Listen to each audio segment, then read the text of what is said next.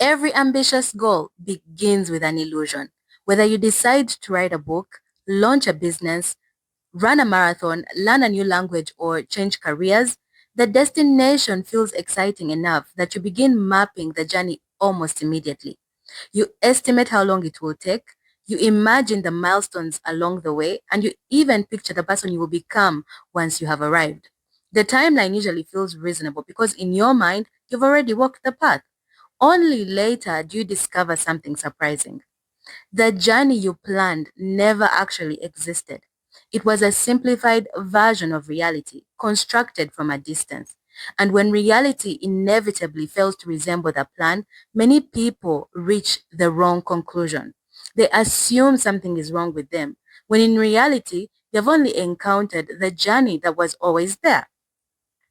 But before I continue, I want to quickly say hi, welcome to the Gold Truth Mental Models, a series where we explore the mental models that help us think more clearly so we can decide better and strive towards our goals with better clarity and intention. Today's mental model is the second Gold Truth mental model called the Fogged Mountain. Now, I want you to imagine standing in a valley, looking towards a mountain. The summit is clearly visible. The trail appears gentle, and the climb doesn't seem particularly demanding.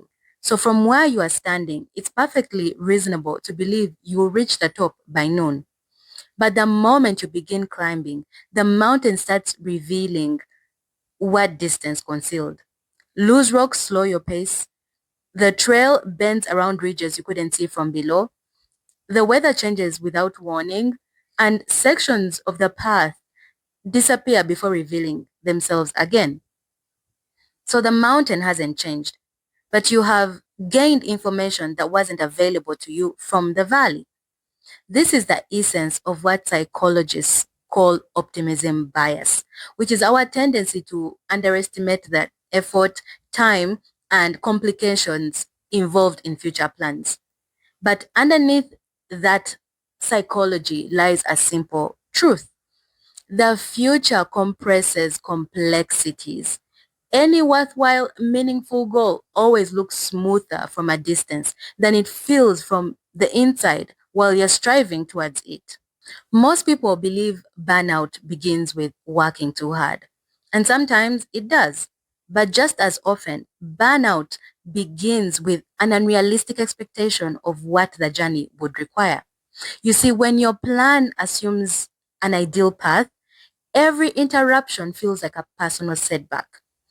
A week of illness, an unexpected expense, a demanding season at work, or even simply the emotional fatigue that accompanies long-term projects all begin to feel like evidence that you're falling behind. And so gradually your internal dialogue changes. You stop saying the project is taking longer than expected and start saying, I am not disciplined enough. And so the timeline becomes a verdict on your character. In reality, nothing unusual has happened. You have simply left the valley. And so now you have begun the climb. And obviously, you're going to encounter obstacles, bottlenecks, challenges that you hadn't even anticipated. And the problem is that most people confuse planning with prediction. But planning isn't about guessing the future more accurately. It's about preparing yourself for the reality that the future will certainly surprise you. Consider someone whose goal is to improve their health. They decide they will exercise 5 days a week. They will prepare every meal at home and they will lose 15 kilograms in 6 months. It's an honest plan, but then life begins to unfold. Work becomes busier than expected. They fall sick. Travel interrupts the routine. Motivation fluctuates. And the worst part, the scale refuses to move despite consistent effort. So none of these obstacles mean the goal was unrealistic. They simply mean that the person has moved from the imagined journey to the revealed real journey. And the same is true for someone, say, who's writing a book. From the valley, the process appears wonderfully linear. Write every day, reach the final chapter, then publish. But once the work begins, reality reveals research, rewrites, abandoned ideas, and chapters that last weeks longer than expected. It's true of almost every worthwhile pursuit. The closer you get to reality, the more details reality reveals. Now you might be wondering, well, what do I do? One of the simplest ways to protect yourself from optimism bias is to stop asking, how long will this take? And instead create three estimates. Number one is the valley estimate. This is the best case scenario. Everything unfolds almost perfectly. Number two is the terrain estimate. This is when you have begun the climb. So this assumes life will behave like life usually does. So for example, there will be interruptions, learning curves, perhaps even steep ones, competing priorities, and days when progress feels slower than expected. Then number three is the storm estimate because yes, while climbing, sometimes the weather changes abruptly without warning. So this is the worst case scenario. It assumes several things go wrong at once. So for example, an illness, a family emergency, an unexpected personal responsibility that changes the timeline. So for example, say you are launching a business. The valley estimate may be that the business takes 3 months because remember, this is your best case scenario. So for example, customers appear sooner than expected, your marketing strategy works on the first attempt, and few problems arise. Then the terrain estimate may be that the business takes 6 months. Because remember, this assumes life will behave like life usually does. So for example, you may need to refine your offer, learn from mistakes, adjust your strategy, or simply navigate the normal interruptions that accompany any meaningful project. Then the storm estimate may be that the business will take 9 months because remember, this is your worst case scenario. So for example, the economy shifts. An important client falls through. An unexpected personal responsibility temporarily demands more of your attention than earlier anticipated.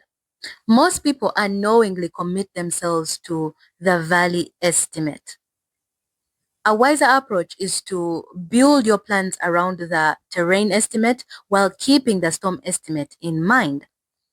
That way, when delays inevitably appear, they no longer feel like evidence that you have failed. They feel like part of the landscape you expected to encounter.